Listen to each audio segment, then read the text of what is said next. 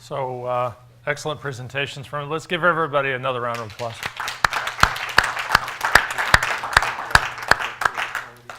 So I think that certainly there's a lot of opportunity for us to do things that are going to improve the lives of ourselves and our fellow citizens.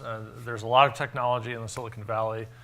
Certainly no lack of ideas here and a desire to do something to change the world. So I would think you folks are in an excellent location to be building these things. And one thing that I didn't really see talked about here tonight that I was surprised by, which was we talked about the phone in the box, and then we talked about the cell phones and kind of the challenges of those. But when you think about it, I mean, one idea that I had after talking to Ben and Sarah was, why not use smart meters as a platform? Because they're powered and they're bolted to the side of buildings, which are typically very stable, and there are lots of them.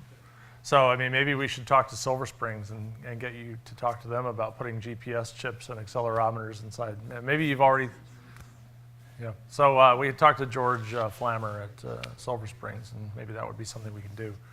So I want to thank the WCA for inviting me to moderate tonight, and thank you for your attention to the topic. And I hope that. We do have a few minutes. That's right, we do have Q&A. So I apologize. I realized it felt like we were running a little late. So let's go into Q&A then. Francie. I have a question from Asville. Well, hang on. Microphone. Could the presenters please? Oh, that's right. If the panelists would please come to the table. Thank you.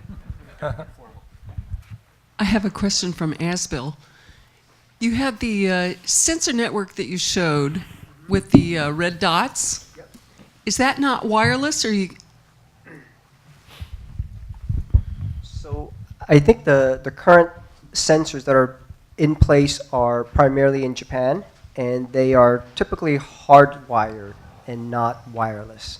But in Japan they have their own separate early warning system, which I believe mirrors some of the topics that were discussed today.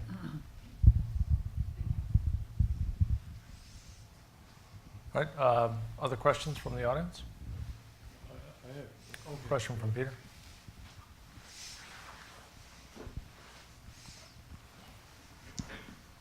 My questions to Dave.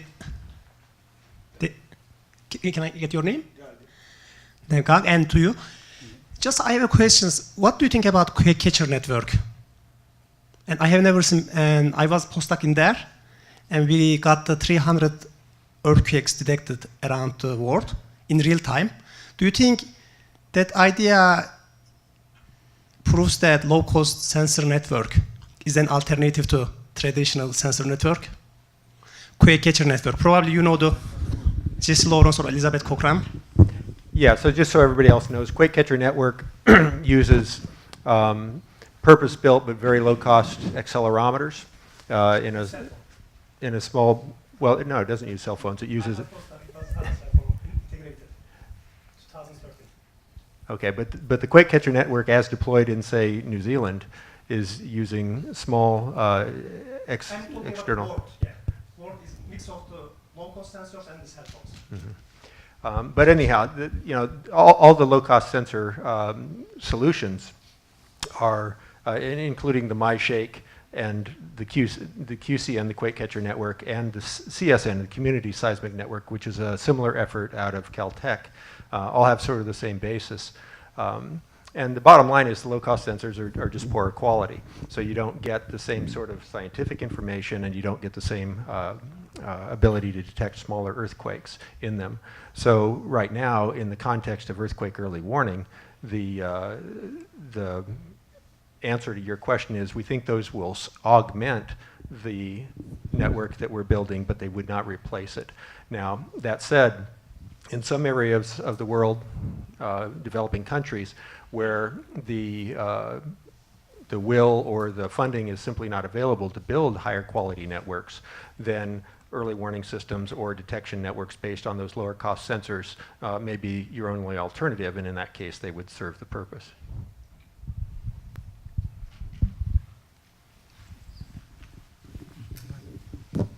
Yeah, I was just going to add one thing to that. I mean, one thing that was been talked about for the lower cost sensors is also aftershock studies, for example. If you had a big earthquake and you didn't have enough sensors nearby and you wanted to give people warning of an aftershock while they're repairing water mains or gas mains, then you could put them in to augment the permanent network, or remote areas such as parts of Alaska that may not have network coverage yet. So it's sort of an infill thing. So, but people are definitely talking about how to bring those into earthquake early warning as an augmentation. Question over here, David. So I'll go first. So I have a question, I think, for Asbel. You talk about having distributed earthquake sensors being able to remotely shut down gas valve. Can you actually describe like the communication path? How do you secure, and also how do you make sure that there's enough warning? The communication, the infrastructure, the control, and also the security of how can people trust the information that's coming through? Right. So we've been in discussion with the local utility company on a platform where it's got to be a hybrid system, where the actual shutdown automation part needs to be hardwired, but the other areas where it's not as critical in terms of running diagnostics, doing configurations, or waveform, because the system does collect waveform for smaller seismic activities. And so if you want to pull those data out, it's technically, I guess, not critical in terms of the infrastructure-wise. During an earthquake, it'll still run its own course. In terms of data security, that's certainly something we are concerned about, and certainly needs to be addressed more properly.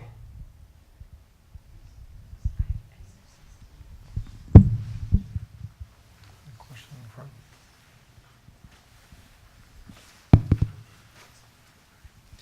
So you've determined that there's an earthquake, coming. Is there a standard API or mechanism for communicating this information to, say, Caltrain or Amtrak or, PG&E? I mean, how does that mechanism work? The Shakin Earthquake Early Warning System has a defined XML standard formatted output, and our servers, our public-facing servers right now, produce that data stream through a communications, which is a message brokering system, so it's a publish-subscribe type system. We also have just taken delivery on a piece of software that converts those data streams into alerts in the form of CAP messages. If you're not familiar, CAP is Common Alert Protocol, and it's a widely accepted protocol for emergency alerting systems. That's what is received by the IPAWS system and transmitted to the various users on the other side. There's actually a different format for the cell carriers, but the other things like NOAA weather radio, television, and radio alerts all use that CAP format. So I'm not sure if that's quite the answer you were looking for, but that's the answer I got. So.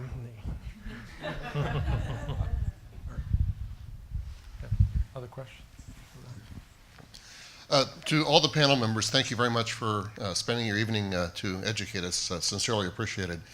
My question is in regard to the commercialization of the dissemination side of the Shake Alert project.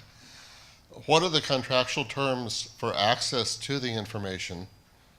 Perhaps you could describe some of the people that currently have access to it and what they're doing with it and what the business relationships are.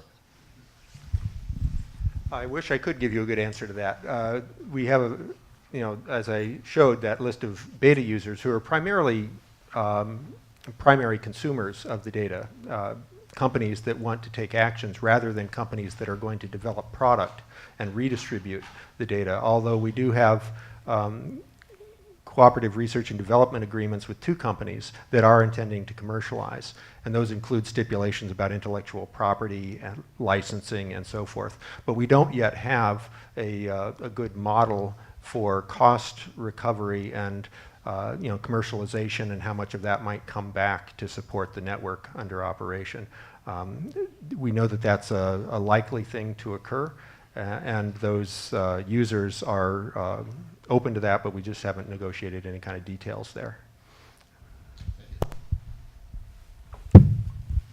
If I may ask a question, I have also downloaded this MyShake application, and I see a lot of earthquake all over the world, especially here in California. It is nice. Then I scroll a little bit to the east, and suddenly I see Oklahoma. Oklahoma has currently, I would say, more earthquakes than California. Probably I know the answer, probably you don't know it. Oklahoma is not in the fault or nothing. So why is this? Probably Dr. Glaser. The liquids that they have left over from hydraulic fracturing is then re-injected into the ground to get rid of it. And that's what's causing the earthquakes. It's not the hydraulic fracturing, it's the re-injection of the waste fluids. Yeah.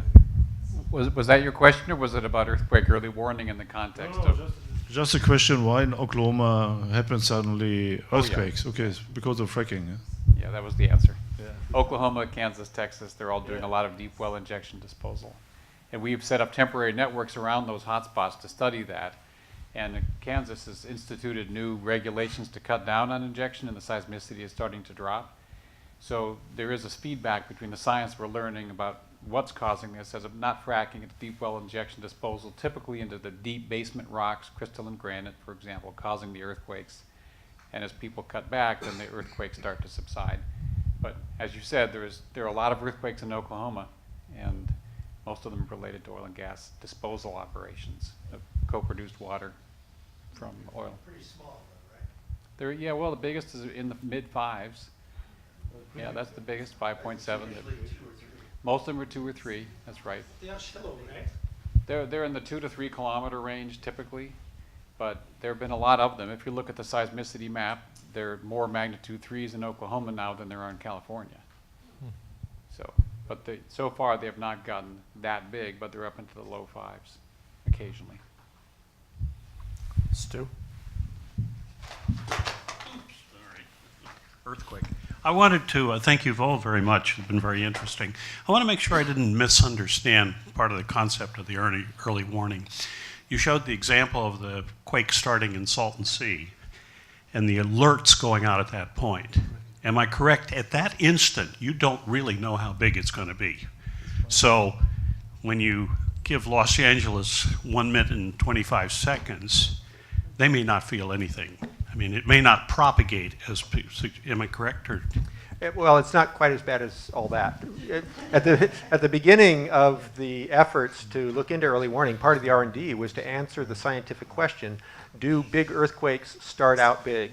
And therefore, can you detect that it's going to be big, or does it start out as a 1 and then it turns into a 2 and a 3 and a 4 and so forth? And luckily, the answer is big earthquakes start big, and at least to a point. Now, when we look at the data that comes out of the early warning system, we do see that there's some jitter in the magnitude estimate in the early seconds. That, by the way, I didn't mention this, but the system does an update every second as the event is occurring. And so we see some jitter in the magnitude. But big earthquakes, at least in the range up to about 7, maybe the upper 6s, pretty much know they're going to be an upper 6 in the first couple of seconds. And so that's the good news for earthquake early warning. But as you saw from that plot in Tohoku, there was a kind of a climb in the curve as a much bigger earthquake continues to propagate and evolve. So that's why that complication of the alerting was something I mentioned as being important, because you're right. If the very first estimate is that it's going to be a 7 down there near the Salton Sea, the estimate of shaking in LA is going to be lower than it will be later in the earthquake progression, as it not only gets closer to the city, but also the magnitude increases, and therefore the estimate of this shaking at LA will also increase. So alerts will be complex. It'll be, oh, you might feel something. Oh, it's going to shake you pretty hard. Oh, it might damage. Okay, but the actual classification of an earthquake, the actual classification is the integral of all the energy that comes out. Is that correct? Right.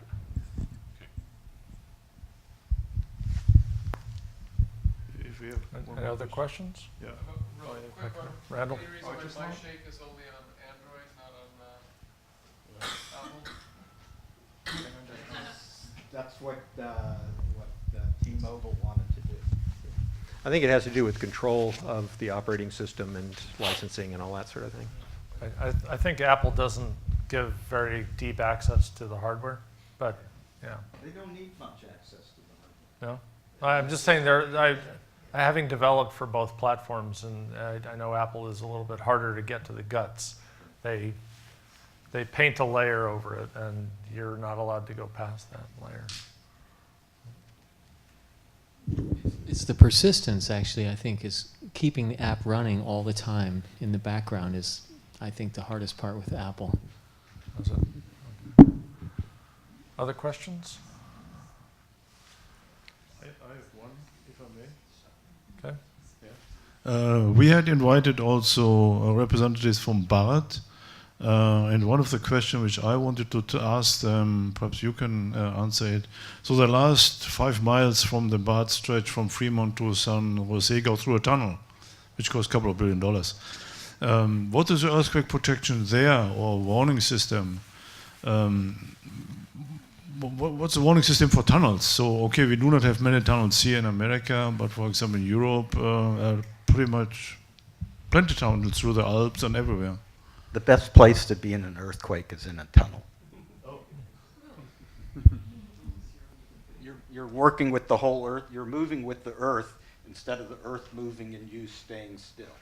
So you're saying the tunnel cannot collapse? There's been one record of some damage in Japan at a station. Oh. Other than that, tunnels, subways have held up really, really well. Yeah. So it's a good place to be under the bay. So Hyperloop is safe, right? So the Hyperloop guys are safe.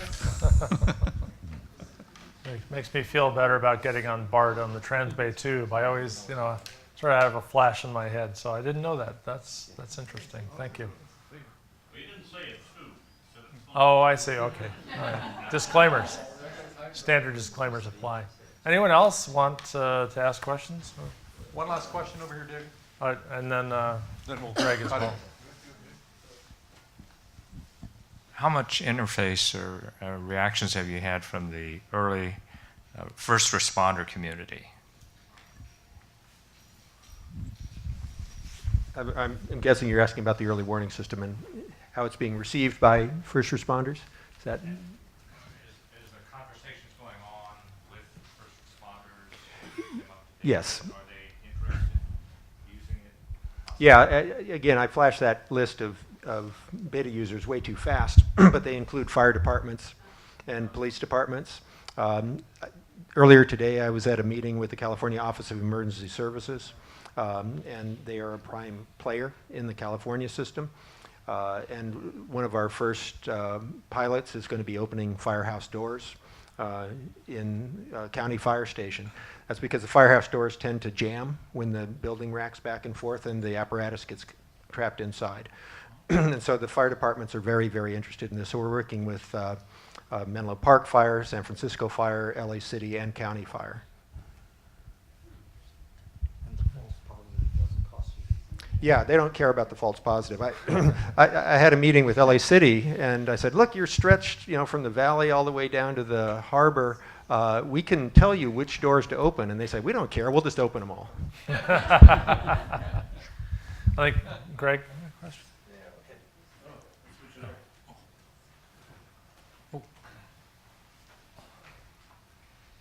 Probably have to be our last one tonight.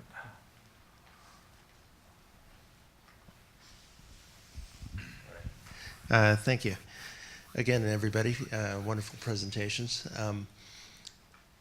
One of the slides up there talked about the medium for reporting alerts to the general public. And it seemed to me that that wasn't really nailed down yet. And so my question is, did I interpret that correctly? Is that true that that's still something that's in the air or up in the air? And what can be done to push that along and actually get something implemented? Well, the problem isn't putting all the pieces together to get the alert to come out on the other end. So, I realized I had to rush through the explanation of iPause and its capabilities. The problem is the speed with which you can do that. And unfortunately, to get the existing alerting systems fast enough not to consume most of your warning time is going to require changes in regulations, changes in some laws possibly, and changes of equipment in the cell carrier's infrastructure, and then change of the handset. And so all that is going to take time. So the current guesstimate is 5 to 7 years before those existing pathways are fast enough for earthquake early warning. In the meantime, we'll use them, even with their delays, and we'll use every other available means. That's why we're exploring all these alternate technologies, including the so-called over-the-top push notifications through the cell system. That will still work for a limited number of users before we start to saturate the system. These FM broadcast technologies, in Mexico, they've actually got a company that's doing satellite. And so there's no reason we can't do that here. So, we'll take anything that works. We're not picky. Okay, on that note, we're going to wrap it up. It's 9 o'clock. Last thing, I would like to say thank you very much on behalf of the WCA to David and Mr. Lowe, Mr. Given, Mr. Hickman, Professor Glazer, and Paul for your presentations. Stu, our treasurer, if you would hand out a small, modest token of our appreciation to everyone. It's something in a box. Yeah, it's something in a box. And with that, we'd like to notify you that in November we are working on our What's Hot, our annual event. And stay tuned at our website. We will have another event somewhere between now and November. And with that, we are concluded for the evening. Thank you very much for coming.